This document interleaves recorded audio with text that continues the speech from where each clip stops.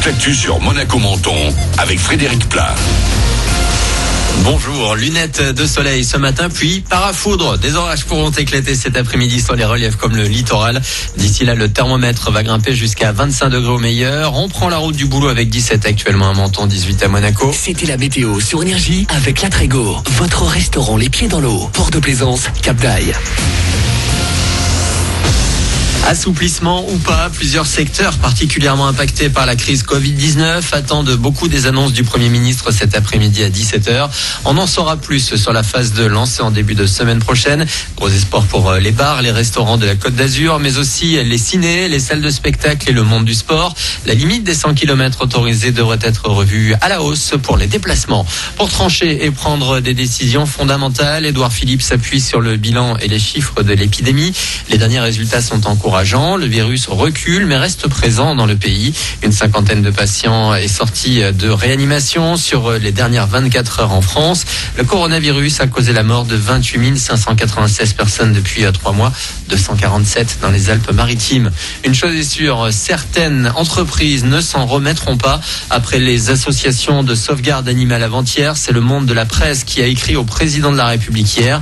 Les journaux nationaux et régionaux sont tous dans la même galère, impactés par la crise du Covid avec une baisse des ventes d'environ 50% sur les 3 derniers mois.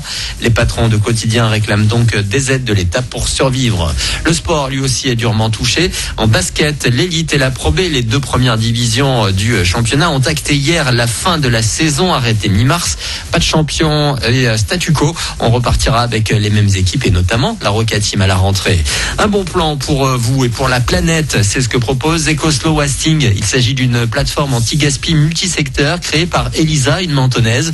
Vous y trouverez une large gamme de produits de qualité, le plus souvent locaux et avec des prix défiant toute concurrence. Absolument, oui. C'est minimum de moins 50%. Ça peut aller jusqu'à 90% en moins par rapport au prix d'origine. Ça touche tous les secteurs d'activité parce que justement, pour moi, le gaspillage, il n'y en avait pas que dans l'alimentaire. Le gaspillage existe dans tous les secteurs d'activité, dans tous les domaines. Chez les fleuristes, par exemple, le gaspillage, oui, vestimentaire chez les boutiques de vêtements, mais aussi, voilà, chez les magasins de déco, de maison, de bricolage, le high-tech, c'est affreux tout ce qu'on peut gaspiller. Et vous devriez donc trouver votre bonheur sur cette plateforme. Il suffit de s'inscrire et de passer commande en ligne sur ecoslowwasting.com. Voilà pour votre actu. Bon début de journée à vous. Et bon réveil avec Manu dans le 6-9. C'est nous!